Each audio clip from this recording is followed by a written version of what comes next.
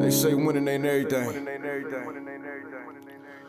Well, we don't have them type conversations over here, man. Had that conversation with the losers. We trying to win at everything we do. Even in the loss, we don't see defeat. We see a lesson learned. Straight up. Look, I came into this world in 1978. The doc looked me in my face and knew I was something great. 45, 42 Prescott, that's where I'm from. Grew up in the slums around dope dealers and bums. As humble as I was, I adapted to my habitat. In my own lane though, far from where they crashing at. Dumb bar graduate, the game I'd have mastered it. Served in the Navy, look, y'all don't know the half of it. Pops passed in '01, moms passed last year. I know they up in heaven smiling down, crying mad tears, cause they son making it. No telling where I'm taking it. My city been cursed, but I feel that I'm breaking it. Coached at Wayne High in 15 in one state. Seen the fork in the road and went straight. I know what I'm worth, I'm OG King Kirk. Brooklyn Nets gaming crew legend, let's work. Hey, this is OG King Kurt, your host of the OG2CENTS podcast. Want to thank each and every one of you who continue to tune in each and every Sunday. We truly appreciate it. Make sure if you're watching on YouTube, you hit that subscribe button, like, comment, and share it. If you're listening on Apple Podcasts, give us a 5-star rating. That helps us out a lot. Links will be available in the descriptions for all available streaming platforms. Let's continue to stand up against any forms of social injustice and racism. And let's see more love. I'm continuing that theme all year long. This episode is brought to you by Zenni Blocks. Make sure to armor your eyes with Zenni Blocks virtual clear blue blockers. It's important to protect your eyes from the harmful blue light from your digital screens, so you have less eye strain, and that makes for better sleep and performance. Check them out at zenni.com/gaming or follow them at Zenni Gaming on Twitter and Instagram. This episode 69. Who is Mark Landis? Mark Landis is a New Jersey native who went to school in Virginia.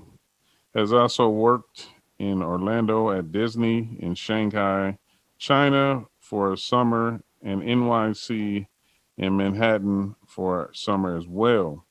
He's been married for almost 5.5 years, and they share a daughter who is almost 2 years old. He is the manager of content and social media for the Cavs Legion Gaming Club of the NBA 2K League. He has worked with the NBA 2K community on content for years, and many of the top organizations in the community have trusted him with their digital content. Landis has worked professionally in the advertising, marketing, content field for several years. As you all know, I don't like to do too much talking, so without further ado, Mark Landis, how you doing today? I'm doing great. It's game 6 tonight of the final. So after this is done, I'm gonna go watch that and see who wins. Okay. And that's good because this won't air until Sunday, so you never know what may happen. Right. We might be looking down the barrel of a game 7. Or actually, I guess by that point it'll be all over. So we'll know who won. Right. So I mean, while we're talking about it, who you got? I think the Bucks will take it tonight, but I think if they don't, then the Suns will win in 7.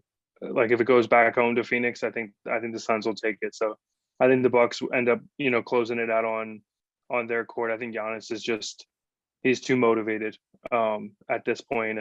But I don't know if you saw it on social media. It just came out a little bit ago, but apparently the Bucks had all their champagne delivered, and they were all delivering it right outside the Suns locker room. So they might come into this with a little bit extra motivation, thinking the Bucks are ready to take it home. So yeah, you got to be prepared. For it's sure. been a long time coming, Landis. We tried to schedule you some weeks ago. Some great things have taken off for you, but as usual, I want you to get into your story and tell us how you got to where you are today. So it's usually when I've been on a couple, different shows. I think I was on Black Frank White. I did a show with, or I talked on Harris's little show he had for a little while there. And I start my story at the 2K portion of it, not thinking about the fact that there's been 27 other years of my life before that. So I'll go take it back a little bit further. I'm a kid, from New Jersey, from South Jersey, and I was born in Pennsauken. I was raised in a small town called Clayton. I only had like 88 kids in my graduating class, so small public high school. And decided to go to school in Virginia. So moved down there, got my degree in advertising and public relations there, and then fell in love with a girl, Southern Belle, from Lynchburg, Virginia, and we got married. We've been married for almost 6 years. Six years this October, and also this October will be our daughter's second birthday. So a lot has happened in the last in the last 10 years of graduating college and everything. But before I got into the 2K community, I had my degree in advertising and public relations. I did an internship in China. I did an internship in Orlando at Disney World. I worked in New York City for a summer right after I graduated, and I worked for an advertising agency in North Carolina. So I've been around different places. My experience is not limited to to the few jobs that I've had outside of college. And I when it comes to the 2K community, pretty much I got into the competitive 2K scene right around the time when the 2K League started. My friend and we had been playing, basically I played 2K since it came out, but I wasn't really big. I didn't really have a big group of friends that were playing. So it took me a little while to get into it, and we started playing on Park, and then we're like, oh, we're pretty good at this. So let's try the rec center, or let's try, what's this pro am game mode? Let's try that out. And then so basically get in on 2K Twitter, and you're like, oh wow, there's just like this whole world, this kind of like pro am world to explore. And so right about when the 2K League started. So I've been following the 2K League since day one, since its inception. And I kind of was like, okay, well, this is fun. Let me figure out how I can, use my creative abilities to kind of like serve this community and see where that goes. And that's kind of how I got my start. I started by making, pro-am jerseys for different teams that needed them. And essentially I didn't really start to expand or not necessarily expand my skill set, but like I didn't start to expand, like show the community my larger skill set until I tried to get into eyeball as a jersey designer. And pretty much Cyclonic was like, listen, we've got a jersey designer in Russ right now. We don't need another jersey designer. We didn't really need a jersey designer in the first place. So unless you can show me some more versatility, I can't really do much with that. And I was like, okay, bet. Like, I'll show that I can do more than just that. So I just tried to find, other people that were willing to pay me to do projects outside of just, jersey designing. And then eventually they had an opening in eyeball to, they wanted somebody to help run their socials. I sent them my, professional resume, and they were like, okay, this dude might be a little bit overqualified for this. So let's give him a shot. And the rest is history. The connections I made through eyeball is pretty much what, got me. That and a lot of hard work, super late nights got me here today. Got you. Now, your artistic talent, where did you get that from? Like, who did you get it from? And when did you discover like that you were capable of doing it? Well, I think kind of everybody who's creative sort of just has that, like, they just have a knack for, like, they just kind of like find ways to be artistic, just in life in general. When I was a kid, I was just, draw different things. I'm not necessarily a great an art, like a hand-drawn artist or anything. I wouldn't even consider myself a great graphic designer or anything else. I think I still have a long way to grow. But I've always been, I never know what side of the brain it is actually, but I've always been more of the creative side of the brain. And obviously when you're a kid, you make stuff or draw something and your mom's like, oh my gosh, you're going to be an artist, and you're like, okay, mom, it's not that great. But, I went to school. I pretty much at one point I wanted to be a chef when I was growing up for some reason. And I had a couple family members that were in the industry, and they pretty much sat me down and said like, hey, if you want to have a family, if you want to enjoy holidays or evenings or weekends or anything, like you don't want to be a chef. They're like, if you're not like in the kitchen wanting to cook every single day, like you're just going to burn yourself out. Like you can do it as a passion. You don't want to do it, as a career unless you're like absolutely bought into this. So I kind of was like, okay, let me revisit what I want to do. And I just knew that I wanted to do something creative. And I pretty much started looking around at careers and said like, all right, well, I think advertising or, something in that vein will be kind of the alley that I take, which is why I chose the career path that I did.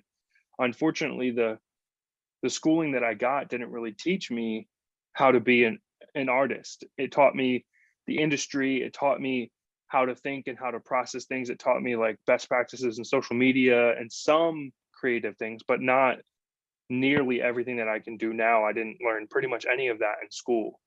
So I had to I self-taught myself everything. Like I didn't really learn anything in Photoshop before, any of the Adobe programs, honestly. So I had to teach myself everything, which it can be very difficult. It can be very difficult at times because when you're in the creative field, there's a lot of like very kind of niche terminology that's used to describe like things that you're doing in the programs. And if you're not Googling exactly that to try to figure out how to do it, it becomes really hard to, grow at a certain point. You've got to kind of like really navigate your way around. So it definitely becomes difficult. But yeah, I've always been a little bit, artistic. I was, in choir and band. And so I think music and art kind of goes together very closely. So I would say most of my upbringing was mostly in like the music side of things, and then I transitioned it over more into like typical art when I got a little bit older. So okay, now you mentioned earlier about being a part of Eyeball. You said you went to him as a jersey designer, and then you showed more what you can do. How is it being in Eyeball? And for those that are trying to get in Eyeball as content creators or do what you do, what would you tell them? Being Eyeball is probably the single thing that I would give the most credit to, kind of like where I am today. Those connections. I wouldn't like. I would say that I saw somebody say this on the timeline the other day, and I thought it was the perfect example of how things work. Everyone always says like, basically you got to know somebody to get a job. It's not what you know, it's who you know.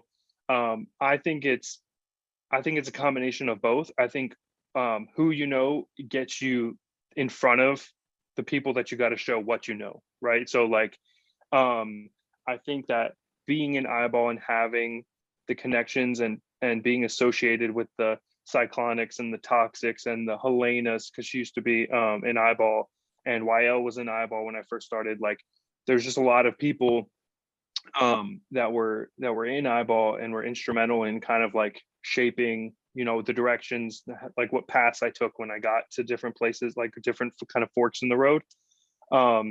And then they kind of got me in front of the people that I need to be in front of, and then I just kind of showed them like, okay, here's all the hard work I've put in. And so I think it's a combination of both. Eyeball, I would say, is probably one of the most powerful potential brands in the 2K Pro-Am community right now. I think that it's extremely untapped. Tox and I have to sit down and like really kind of like look at what the path forward is like for Eyeball, because there's just so like, I mean, if you really sit back and think about it, Eyeball has the same amount of potential for impressions as a 2K League team. Like, they have that many content creators. They have that much ability to put out content. They don't have necessarily the same stage that the 2K teams have when they're playing against each other, but just in terms of like pure like ability to create content and just impression, just like the user impression base that they have just as much power. So there's just so much untapped esports potential with Eyeball, where they could find partners and, you know, just do different things and make themselves more of an organization than a clan per se. I hate it, you know, anymore. When I know Eyeball started as a clan, it was just Tox and his boys having fun on Park.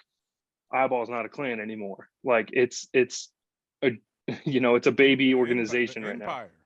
Yeah, right, exactly. So there's just so much potential there. And then the other part of the question about like anybody who's aspiring to be an Eyeball, I wouldn't necessarily say that Eyeball's selective, but for a good reason, right? Because like Cyclonic said, they didn't need a jersey designer, right? Like Eyeball didn't need it because like what are you contributing to Eyeball if you're designing jerseys? Like you're not. Even though at the time I was the best, most well-known jersey designer, didn't matter. And I think like them not just settling and just taking any and everybody who's good at something pushes the right people to really reach their potential. Like if Eyeball would have taken me in as that jersey designer, I don't know that I would be here today, because them rejecting me and saying, nah, you're not it yet, gave me all the motivation I needed to be like, nah, I'm gonna show them that I'm it. And it worked out for me. And I think Eyeball's not for everybody.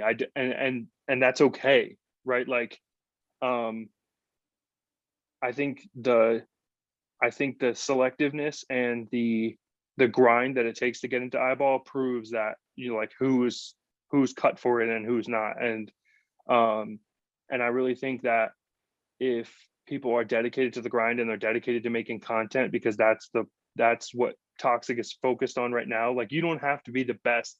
We've got enough of the best players. Like we've got pretty much all the best players in the league, barring, you know, 5-10 players maybe. Like we've got most of the top talent in the league. We need people that are good at creating content and are committed and dedicated to putting out quality content. They don't have to be the best players, because not all the best content creators are the best at their respective games that they play. They're just entertaining and they know how to hold an audience. And that's what Eyeball is looking for. And that's what brands are looking for that would want to partner with Eyeball too. So we're getting very hyper focused on what the direction is for Eyeball. And I think you'll see a lot of really great things come out of Eyeball in the next, you know, couple of years. I agree. And for those listening, when Landis spoke about being a jersey designer, it's a mode in 2K that allows you to be able to create your own uniforms and everything like that. And Landis was one of the premier person to go to if you wanted to brand your team. And he was great at designing that. And then also Eyeball Empire started out as a clan, a Park clan, Toxic.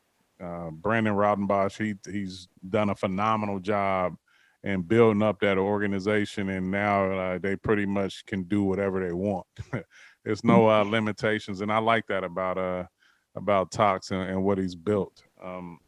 So, you know, going forward, you know, when you get into your creative zone, what you know, run us through like how that works. But when you working on putting together a masterpiece, and you know, what goes on through your mind, and what type of focus do you have when you do that?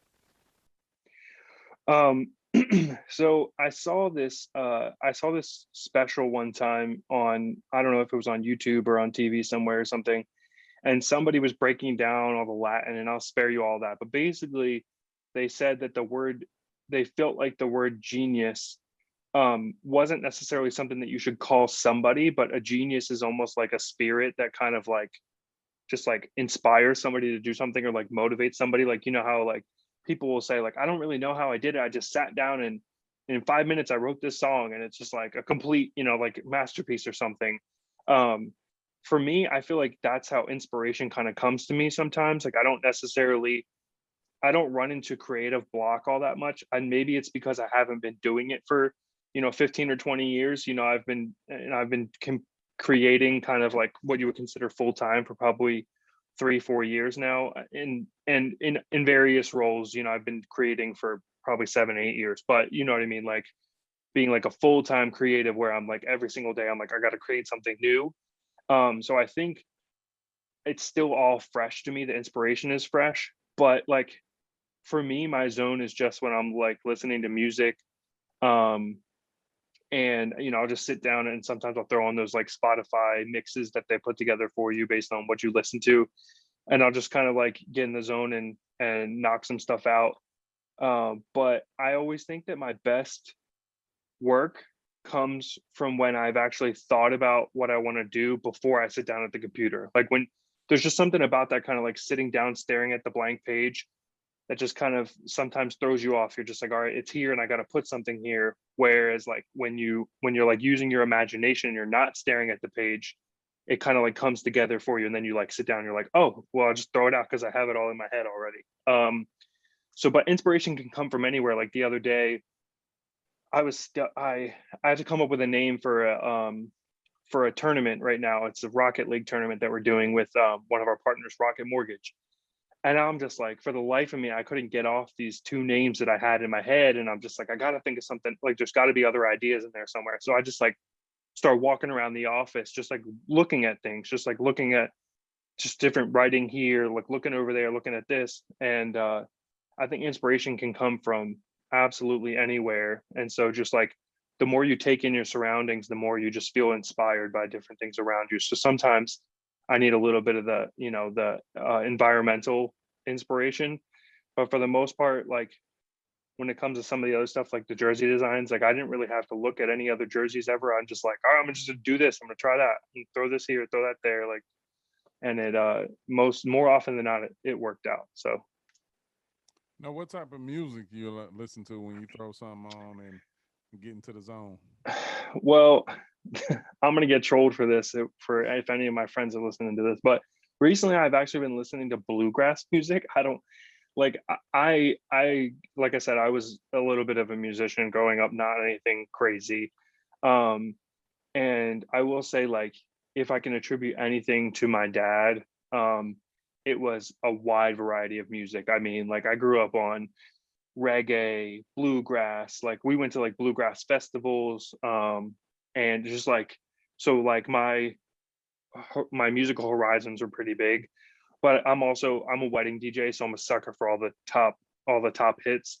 So like all the, you know, top 40s, all the TikTok music, all the, you know, pretty much. I hate it when people say like I listen to everything, because then the first thing you say to them is like, oh, do you listen to like Korean pop? You know, they're like, no. So I wouldn't say I listen to everything, but like for the most part, pretty much any of the main genres that anyone listens to, I know, you know, songs from any of them. And you know, I grew most of my life until I lived down in Virginia. I would have told you I listen to anything besides country. And the thing is like if you listen to the right country artists, there's actually some decent, you know, there's some decent country songs. Some of them are kind of corny, but for the most part, I listen to pretty much anything. But recently, it's actually been bluegrass, and then and then the next second I'll be like flipped over playing trap music. So pretty much it's any and everything. Got you. Now, you are the manager of content and social media for Cavs Legion, GC of the NBA 2K League. And I want you to talk about, you know, if the story behind you, you know, you getting the position, and what's been your experience working for Cavs Legion and being a part of the NBA 2K League? So I touched on a little bit on how I got here, but Helena Malik, who is now with eFuse, she previously was in my position. It was her role was a little bit different. And essentially the role that I'm filling now for the Cavs is three people's roles rolled up into one. So they had Helena, they had Patrick Bruder, and then they had Steven. I can't remember Steven's last name. And Steven did graphic design for them. Patrick did all of their photography and videography. And then Helena was pretty much the content manager, with some other things wrapped in there as well. But she was the, you know, lead content lead. So because of COVID and staffing problems or whatever, they let Patrick go, and then Steven took a job somewhere else, and so it was pretty much just Helena left, and then Helena, she went to EFU, she got an offer from EFUs and she left there. So when Helena left, she had to make a recommendation, or chose to make a recommendation for who could potentially take over her spot, and I happened to be one of the people that got recommended. I believe also went during the interview process, I think Toxic might have reached out to the Cavs too and said like, hey, you know, Landis is great, so it's not going to be a miss if you decide to, you know, take a chance on him. So yeah, and then kind of the rest was history. I did like 7 or 8 interviews. It was crazy. I was like, dang, like they're really putting me through the gauntlet here. But yeah, so I went through like 7 or 8 interviews, and actually I haven't really talked to too many people about this, but at the same time I was interviewing to take Harris and Chris's role at the 2K League, that kind of like content or social content role at the 2K League. And actually 12 hours after I'd accepted the job with the Cavs, the 2K League called to offer me that position. And I kind of was like, so yeah, I already took a job with the Cavs. So but it's been awesome. It's been awesome. Cleveland has been great. We live like 20 miles, 30 miles outside of Cleveland, in a little town called Avon, which is like, it's so nice. Everyone, I'm from New Jersey originally, like I said, and everybody in New Jersey is just so rude. And I could say that because I'm from New Jersey. I am the rude guy from New Jersey. But no, like when you leave and you get out of it and then you go back to it, you're like, oh my gosh, like, why is everybody so like just like standoffish? Like everything is just so like tense. And I kind of expected Ohio to be like that too for some reason. Like I don't, because I'd never been to Ohio. True story, like first time I ever stepped foot in Ohio was the weekend before I moved here. My wife and I took a flight here. We came to check out the place that we started renting, and we actually bought a couch when we were here. And that was like the weekend before, and then the very next weekend I was moving here. So I didn't know what to expect, but actually Ohio looks a lot like where I'm from in New Jersey, or where I am in Ohio looks a lot like where I'm from in New Jersey. Super flat, but also like farmland, and like it feels like suburbia pretty much everywhere you are, unless you're in downtown Cleveland. But it's been great. Like all the people here are so nice. My wife and I were not expecting that. So it feels like I took all the people that lived in Virginia without the accent and moved them up to Ohio, and then it just looks like I'm living in New Jersey. So it feels like some sort of like geographical inception, because I feel like I'm in the 2 places that I lived the most time in my life. But no, the Legion, the Cavaliers have been awesome. So I work kind of in 25% in the facility for, you know, for various projects or whatever where the players play, but 75% of my role is done from the Rocket Mortgage Fieldhouse, which used to be Quicken Loans Arena, the Q, when LeBron played here, and then Rocket Mortgage, the company switched its name over to Rocket Mortgage. So now it's the Rocket Mortgage Fieldhouse. So we basically work out of the arena. So every day, you know, I'm walking in, staring into the bowl, and we work up on the 4th floor on one of the sides of the building. So it's pretty cool to just like look out downtown Cleveland.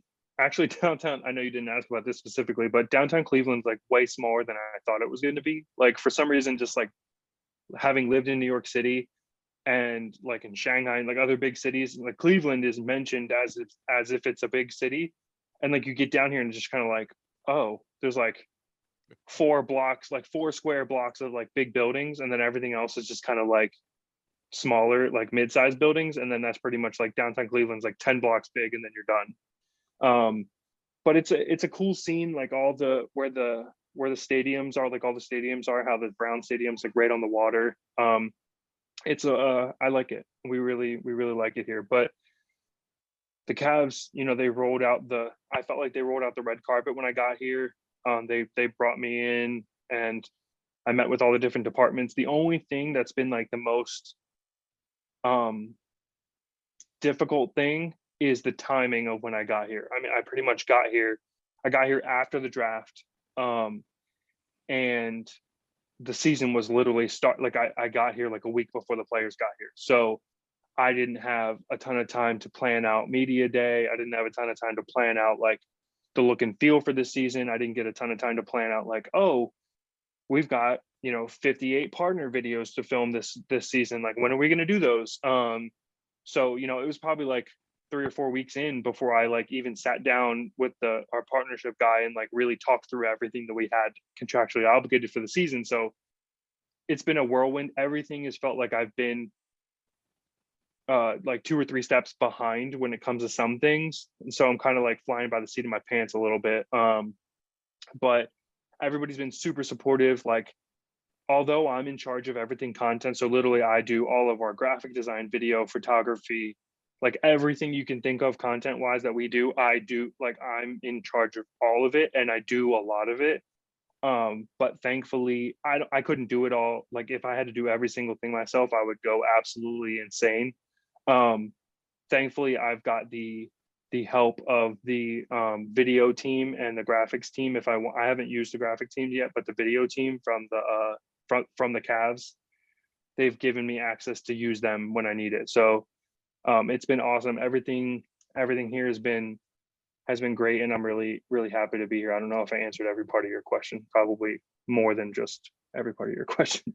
No, that's the one good thing about the OG2CENTS podcast is it's my show, but really it's your time to shine. So no, you can never over answer. And one thing I wanted to say as a fellow Ohioan that I'm glad that you're receiving the good hospitality that you are.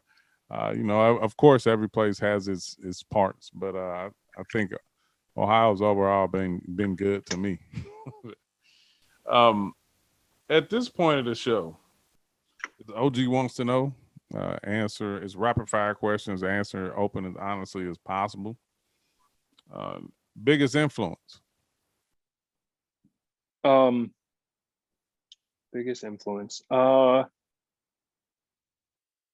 would just say the culture. I think a lot of my job that I take the most pride in is what I do on social media for the Legion. And so it's just pretty much just like social media culture, the 2K community culture.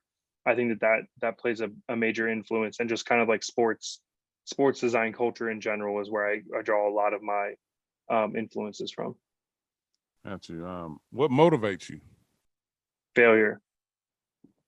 Yeah, it's simple as that. Yeah, no, it's honestly is as simple as that. Like I don't want to necessarily say that fear is my main motivation, but just like I've never been somebody who's okay with failing. So that's just like at the forefront of my mind. No, I can relate. Biggest accomplishment? Marrying a dime and raising a daughter to almost 2 years 2 years old. Okay. Favorite content creator? This is a guy from the NBA scene, but it's Tony. I don't know how to pronounce his last name.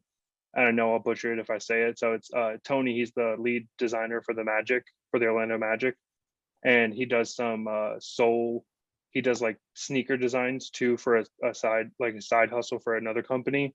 And his content is just A1. The Magic probably have one of the best brand looks in the entire NBA, in my opinion. Got you. Favorite quote? Oh gosh, I have it pulled up. I actually just found out about this quote like last week or whatever, and I would say that myself personally, I'm somebody who just like functions in general, just like high functioning anxiety. And so this quote just like spoke to my soul. But it's a quote from Randy Armstrong. I'm not even sure who that is, honestly. But the quote is, "Worrying does not take away tomorrow's troubles. It takes away today's peace." And I would say that I am somebody who worries to the nth degree. It's instilled a little bit from my mother because she's like the most paranoid person ever. But no, it's just I just spend my life worrying and thinking about how the 7,000 ways something could play out, and just like remembering that literally me worrying about it is going to change absolutely nothing, and it's just taking away from me being able to enjoy today. I think that that's something that'll probably stick with me. That quote will probably stick with me forever. Like that. Favorite actor and actress? I would say Will Smith. I think he's the most versatile. I think he's one of the most versatile actors ever. So yeah, Will Smith, I would say, is my favorite actor. Actress? You know, I don't really have a ton of like actresses on hand. I will say though, the most impressive thing for me when I found out about this little like trivia piece was Rachel McAdams. I don't know if she was filming them at the same time, but I think they came out at the same time. The Notebook and Mean Girls both came out at like exactly the same time. So she was doing both of those movies at the same time. And just the fact that like she was who she was in Mean Girls and she was who she was in the Notebook was just like, I was like, wow, that's impressive that you can do both of those. So like, yeah, I would say that like that performance by Rachel McAdams probably, I think she's a really good actress. No, that's some good information. I like the Notebook. I know about Mhm. Mean Girls, but I never seen it. But that is pretty impressive. Favorite genre of music? When somebody asks a question like that, it almost makes me think of like if I had to listen to one genre of music for the rest of my life, I would say like reggae because it would just always keep me in a chill. Like the vibes would always be good if I only had to listen to reggae for the rest of my life. So I would say reggae probably. Got you. Favorite movie of all time? The Dark Knight. Okay. Yeah. Favorite NBA 2K League player? I don't know if it's like tampering to like mention somebody who's not on our team, but I would say because I come from the community and I actually I played competitive, like I actually played in this year's combine. I didn't qualify, but I was just like a little bit of a sub. I And remember.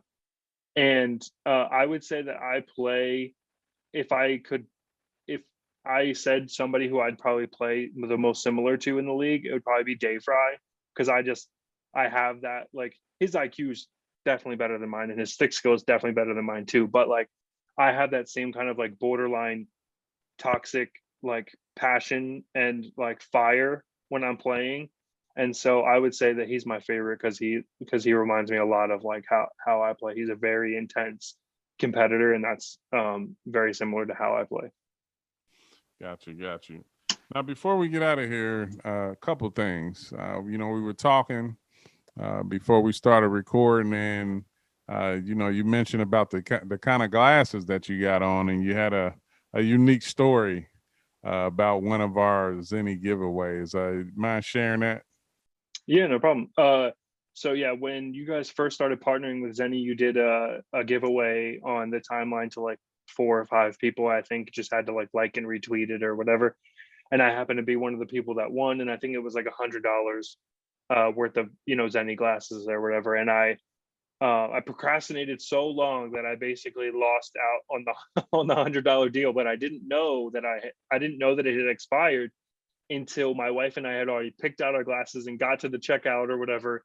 And then it was like, hey, this code is no longer valid. And I was like, well, I'm too embarrassed to reach out to the Nets and be like, hey, can I have a new code? My code from like 6 months ago expired. So I just bit the bullet and bought them. And actually, they're not that expensive at all for what they are. So I use them especially at the end of the day, like now, or like if I'm gaming into the night or whatever, and I've been staring at my screen all day.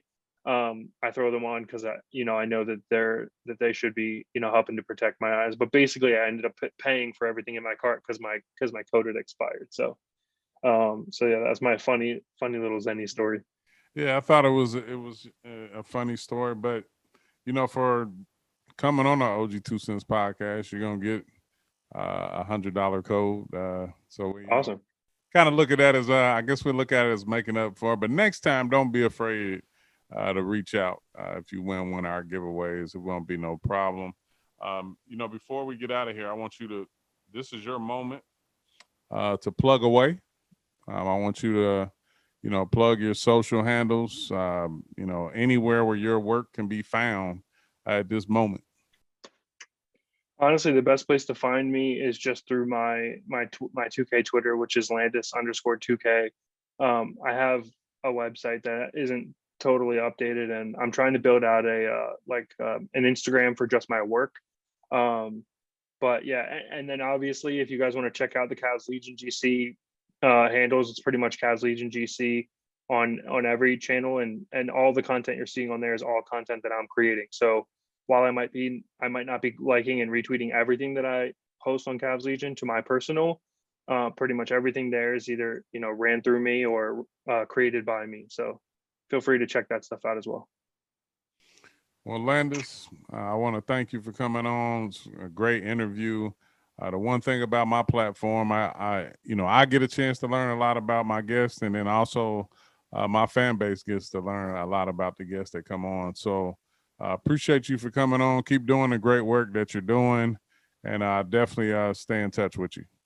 Thanks, Kurt. I don't know how far away you live, but next time you're up in Ohio, we should grab a meal together. Maybe we can talk shop, talk the league, or talk NBA or whatever. I don't know how far you are from the Cleveland area, but I'm actually I'm probably about 3 hours away. I mean, that's not okay. bad. Yeah, no, we can cut the difference and meet somewhere in the middle or something. You could take me to where I could drive to your spot. I don't know, like Columbus. Okay, probably, yeah, that'd be okay. perfect. No, right. You know what? Let's make sure we make that happen. We can create some content out of it. Yeah, for sure. But no, thanks. Yeah, thanks for having me on.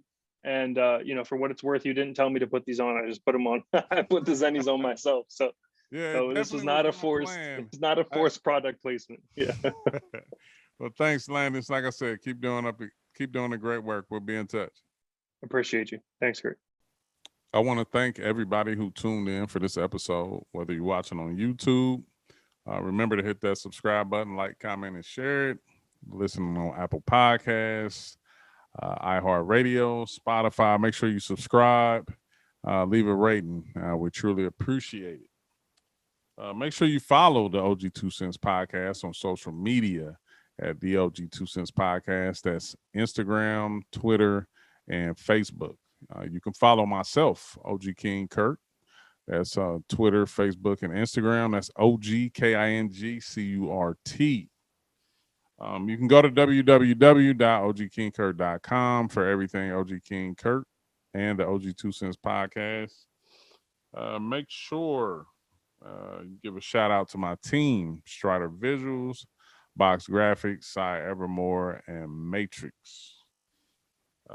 You can catch me every Saturday and Sunday on EsportsXTRA. That's with host Larry Ridley, the queen of EsportsXTRA, Kelly Wells Brinkley, the bros, Antonio Williams, Doran Roel, and producer extraordinaire Kevin Mamuzet. That's EsportsXTRA every Saturday and Sunday, 4 p.m. on the Black News channel.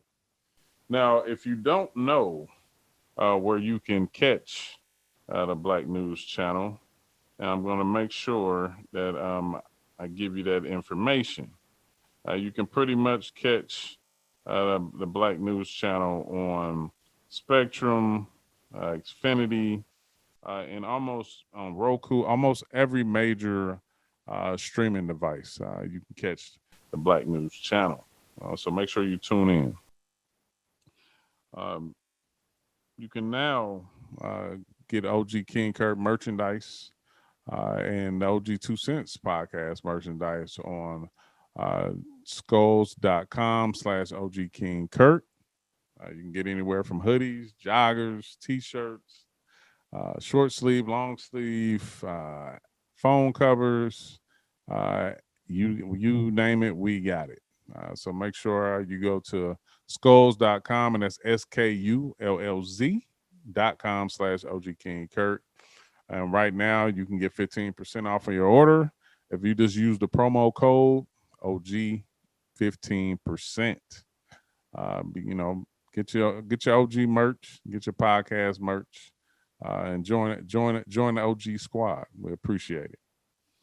And make sure you catch next week's episode. And remember, if it makes sense, it's an OG2CENTS. OG out. Put this work in, fellas. And much, much, much love to the entire 2K community for always showing me love. Without y'all, we wouldn't be here. Yard.